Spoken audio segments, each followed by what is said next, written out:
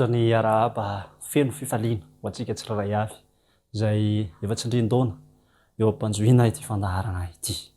Tiako raha hiaraka hivavaka tsika ity ampanombohana, vavaka tsika tompoko.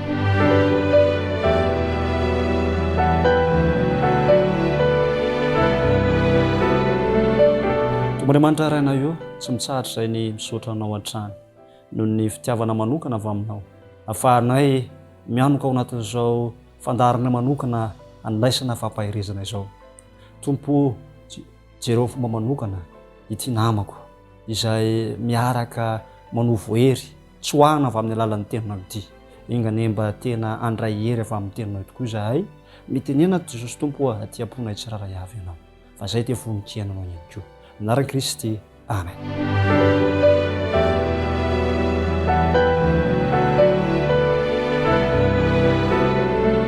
Hevitra anankiray izay iarahantsika mamelabelatra androany handraisana hery ary hisintomantsika fampihirezana dia momba ny Kristy izay mpanasitrana. Lohateny izay mampahirezana anao androany dia izao hoe ianao tsy maintsy sitrana fa ny fotoana ny tsy fantatra. Ianao tsy maintsy sitrana fa ny fotoana ny tsy fantatra. Maro ireo namana na eny anivon'ny fiarahamonina na anatin'ny hôpitaly na ny toerana maro isan-karazany mety manana fanahina mafy eo amin'ny fiainana. Amanahoana ihany misy nefa mivavaka mafy tsy tapaka manao ny ezaka rehetrarehetra mba hahasalama kanefa ndraindray dia ohatran'ny tsy mahita mangirana izany. Mety mametra-panontaniana mihitsy azy ianao hoe sao dia tsy mamela aneloko ary Andriamanitra, sao dia tsy mandre ny fivavako ary Andriamanitra, inona ary ny tena programan'Andriamanitra ny amiko? Ho an'ilay olona anankiray izay tsindrin-daona ny amin'ny anasitran'Andriamanitra azy. Inona marina ny programan'Andriamanitra aminao? Moa ve mijery fotsiny fiainanao Andriamanitra? Ampahirezanao dia tiako ny milaza aminao fa ao amin'ny filazantsara fotsiny dia tsy latsaky ny 4 Jesosy Kristy manasitrana olona manokana, olona manokana. Ary azony atao aminao ihany koa izany raha izay ny sitrapony. Misy fotoana Jesosy Kristy impolo ao anatin'ny filazantsara no manao fanasitranana faobe ho an'ny daholobe. Ary impito no marihana fa efa nanasitrana ny aretina rehetra tsy misy akanavaka i Jesosy Kristy.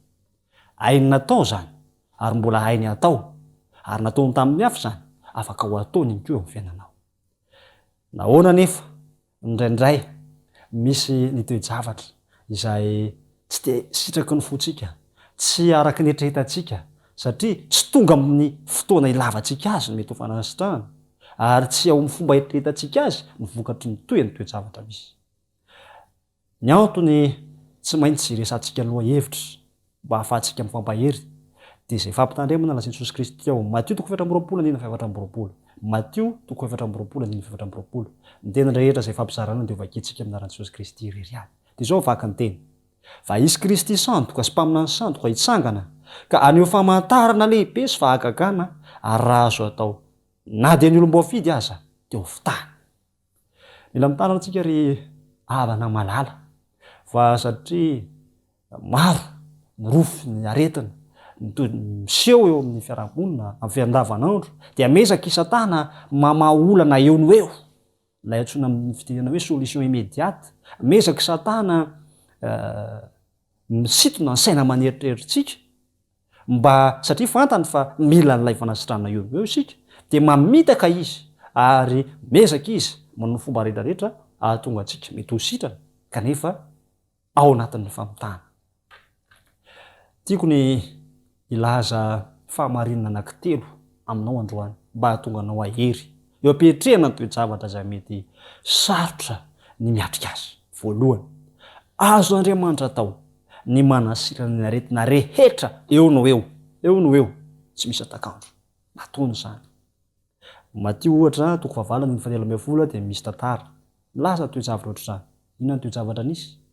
Toy izao ilay vaky ny teny. Ary Jesosy niteny tamin'ilay kapiteny hoe mandihana tongava aminao araka ny ninonao dia sitrana tamin'izany ora izany ilay ankizy lahy. Ilay zanaky ny kapiteny eto no resahana tantara anankiray izay tena nisy. Niaraka tamin'ny fotoana izay nitenenan'i Kristy ny baiko nomeny Kristy an'ilay kapiteny niaraka tamin'izay ihany koa ny fanasitranana teo no eo ihany. azony Kristy atao zany. Azon'Andriamanitra atao ihany koa. Araky ny voalaza amin'ny Jona 2:10, Jona 2:10, ahoana ilay teny. Hoy Jesosy taminy, andeha mody velona ny zanakao, ary raha lehilahy nino ny teny izay nolazain'i Jesosy taminy dia lasa nody. Toy ny eo ihany koa dia afaka nanao fahakakana Kristy, afaka nanasitrana, afaka nanangana tamin'ny maty aza Kristy. Teo ny eo. Maraka toko 1:7 hatramin'ny 2:7. Toko sy andiny vitsivitsy ihany tansaiko amintsika afahantsika mahamantatra hoe ain'Andriamanitra ny zavatra rehetrarehetra. Mateo toko 1:7. Ary nisy boka nanantona azy ka nitarena taminy sady nandohalika teo anatrehany ka nanao taminy hoe raha mety ianao dia mahay manadio ahy. Ary Jesosy dia honena azy ka nanintsitra ny tanany. Dia nanendry azy ka nanao taminy hoe mety aho, madiova ianao. Ary niaraka tamin'izay dia niala taminy ambokany ka tena nadio izy. Hitantsika amin'ireo toko sy andiny 3 monja ireo fa mbola betsaka ilay izy. Azon'Andriamanitra ataony manasitrana anao eo no eo. Tsy misy atakandro, tsy mampiandro fotoana. Kanefa ihany koa, fahamarinana faharoa izay tiako ny manambara azy aminao dia izao. Mety ho avelan'Andriamanitra miandro fotoana kely ianao. Mety avelan'Andriamanitra isam-pahapotona lavalava vao tonga amin'ny fanasitranana ianao. Aza kivy amin'izany fa toe-javatra efa nisy zany. Ny apôstôly Paoly nianjadiny toe-javatra tahaka izany. Nisy ampahapotona somary lavalava ny heritany toe-javatra anankiray araky ny fitsonovavolombelona izay hita ao amin'ny Korinthiana faharoa toko 12:7 hatramin'ny 20. Tiako rao vakiana amin'ny dikateny ombonana ilay izy mba hahatonga anao afaka anao fampitahana amin'ny dikateny ampelantananao ary anakarena hevitra kokoa tsika afahantsika mahatakatra ny tinambara. Zao ilay vaky ny teny aminaran'i Jesosy. Fa mba tsy ampiheboheboano ireo fanambarana tsy manatsala voaraiko dia navelon'Andriamanitra isava mampijaly ahy tao amin'ny tenako toy ny iraky Satana mamely ahy izany ka misakana tsy hebohebo. Intelo ny angavy tamin'ny Tompo mba ialany aretin'izany amiko. Nefa hoy ny Tompo tamiko, ampy ho anao ny fahasoavako satria ao amin'ny fahalemenao no isehon'ny heriko tanteraka. Koa vao mainka sitrako mihitsy ny rehareha amin'ny fahalemeko mba ambomba ahy ny herin'i Kristy. Fa dia valiko ny fahalemena, ny fanevatevana, ny fahaterena, ny fanenjiana ary ny tebiteby izay nanjo ahy noho ny amin'ny Kristy. Fa rehefa malemy iny indrindra aho no mahery. Ry havana malala, mety ho avelan'Andriamanitra hitarazoka tsy eo amin'ny fotoana izay mety andrandraitsika ny fanasitrana vao tonga. Kanefa kosa mety izay ny programan'Andriamanitra. Mety misy fitsapana velon'Andriamanitra andalo, velon'Andriamanitra iretantsika mba hahatonga antsika ahatakatra ny sitrapony.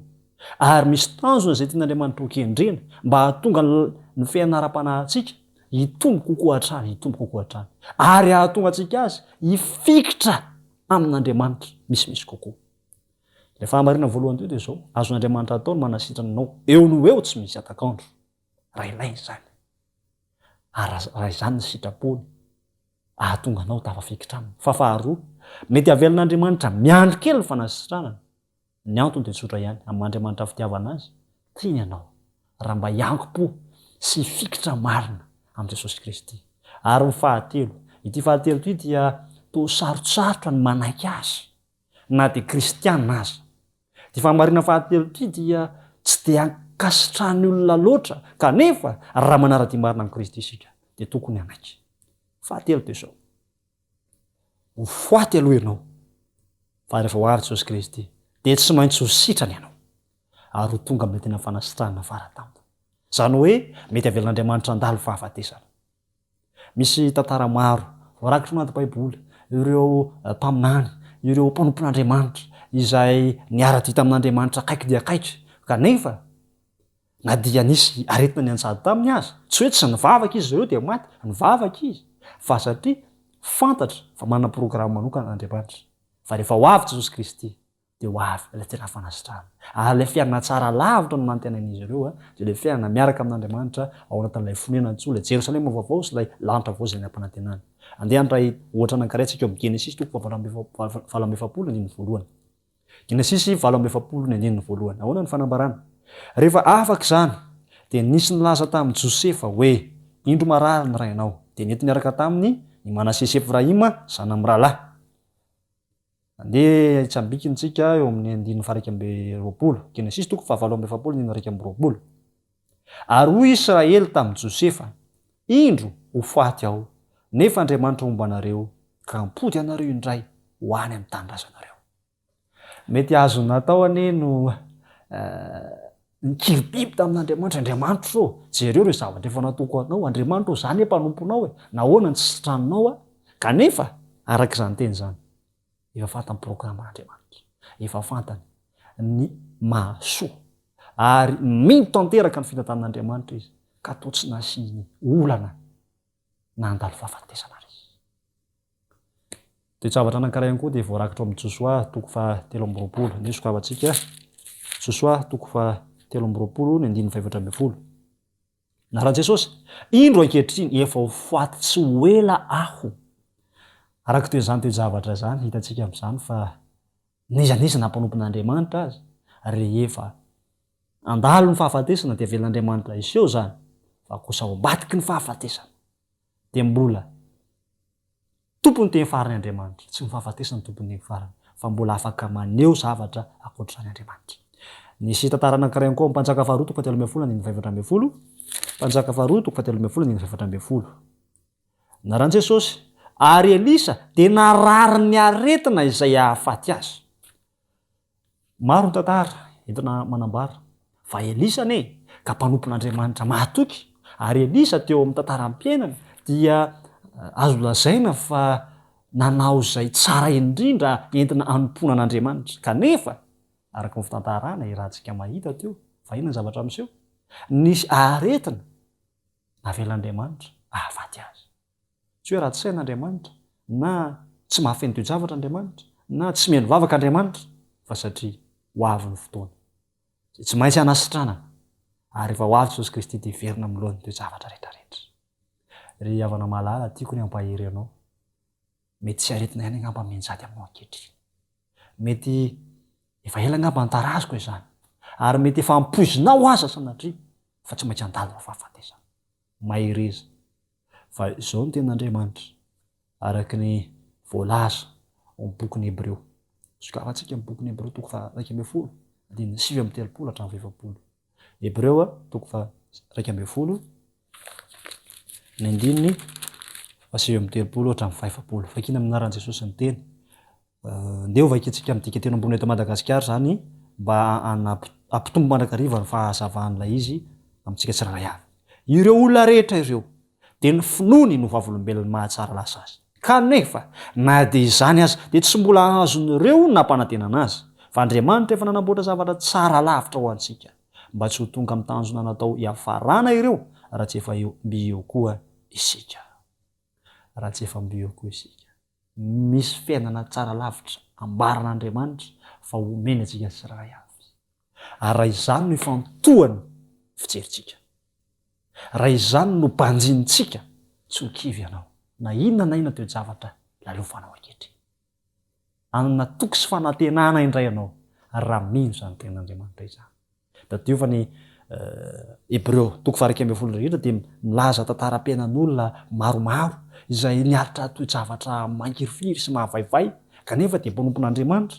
Misy tamin'izy ireo nigadra, misy tamin'izy ireo notsofaina velona, misy tamin'izy ireo tsy nananjanaka, misy tamin'izy ireo niara toejavatra hoe fahafatesana tamin'ny fomba tsy rarina, kanefa araka ny fanambarana ao amin'ny Hebreo 2:12 dia zao hoe misy fiainana tsara lavitra izay ampanantenan'Andriamanitra ary nino izany ireo mpanompon'Andriamanitra ireo ka tsy nataony olana ny toejavatra lalovany ankehitriny fa fitsapana ihany zany ary fiainana mandalo ihany zany rehetrarehetra zany. Fiainana tsara lavitra, mpanjina ilay tontolo tonga lafatra ampanantenan'Andriamanitra atsika. Ho anao izay manana baibolinao ankehitriny, tiako raha ho voamarika eo ihany koa zao toejavatra azo marihana tsara izao. Ny baibolintsika io dia ny toko voalohany sy ny faharoa amin'ny Genesisy ary ny toko 20 sy ny 120 any amin'ny Apokalipsy, toko 120 sy 220 azafady, dia mitantara toejavatra anankiray mitovitovy. Any amin'ny Genesisy toko voalohany sy toko faharoa dia miresaka akanto, atsarana rehefa ny foron'Andriamanitra izao tontolo izao.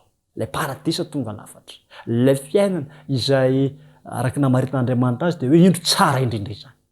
Fa rehefa midina manomboka amin'ny toko fahatelo dia miaina ao anaty fiainana mampalahelo. Ary mandra-pahatonga ny apokalipsy toko faharoapolo. Toe-javatra mahafaly nefa dia zao. Rehefa mifarina ny toko anankiroa anaty Baiboly dia averin'Andriamanitra milohan'ny toe-javatra rehetrarehetra. Indro fa voatra ho amin'ny toe-javatra rehetrarehetra. Rehefa misy namana marary dia mahafaly aman-drakariva mampahery azy. Araky ny fanambaran'i Jakoba toko 5:7 hatramin'ny 9. Ty ny toko 9 farany apareziko anao. Misy marary fa eo aminareo, aoka izy apaka ny olon'ny fiangonana, ary aoka hanositra tiloilo azy amin'ny anaran'ny Tompo ireo sady hivavaka eo aminy. Ary ny vavaky ny finoa dia hamonjy ilay marary fa ny Tompo hanangana azy, ary raha nanota izy dia avela ny elony koa mifanekeliko ianareo. Ary mifampivavah mba ho sitrany ianareo. Ny fiasan'ny vavaky ny marina dia mahery indrindra. Ty nambara teo zao. Rehefa mivavaka ho an'ny marary atsika, mety handalo fahafatesana izy. Tsy mamaly vavaka Andriamanitra fa mamaly vavaka izy. Fa ny zava-dehibe izay irin'Andriamanitra ho taka-tsika dia zao araka ny fanambarany teo dia zao. Famonjena dia azon'Andriamanitra tolotra foana. Ary manolotra famelan-keloko Andriamanitra zava-dehibe izany. Ary ny zavatra mahafinaritra indrindra dia azo antoka ny famonjena rehefa tonga amin'ny fibebahana ilay marary. Mino sy mahatoky ahy. Fa tsy hokivitsy ho sasatra ianao, fa ho tsaroana mandrakariva hoe tsy maintsy sitrana ireo mitoky amin'ny Kristy, na eo no eo na miandry kely, na rehefa ho avy ny Jesosy Kristy. Azakivy azaketraka, aoka ahery hatrany ianao, ary aoka hibanjina ilay tena fiainana tsara lavitra izay ampanentanan'Andriamanitra, fa mandalo ihany. Izao tokoa hoe-pahasalamana izao. Mety ilalovantsika ihany, mety ho karazana fitsapana sy ny toe-javatra maro isan-karazany, koa misy mahatoky ahy fa mirana endrika ianao eo ampihetrihana ny fiainako avy. Tiako raha ifampivavaka isika eto am-pamarana.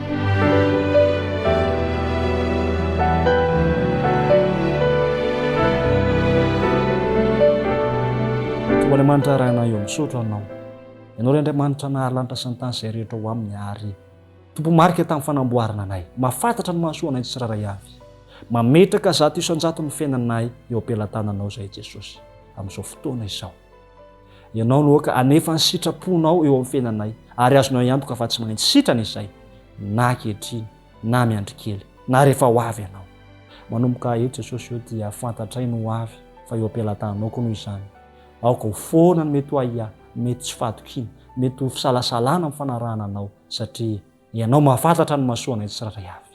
Dia ampio izahay mba hampifantoka ny fijerinay mandrakariva eo amin'ilay fiainana tsara lavitra izay ampanantenana ao anay Jesosy eo. Ny anaran'i Kristy. Amen.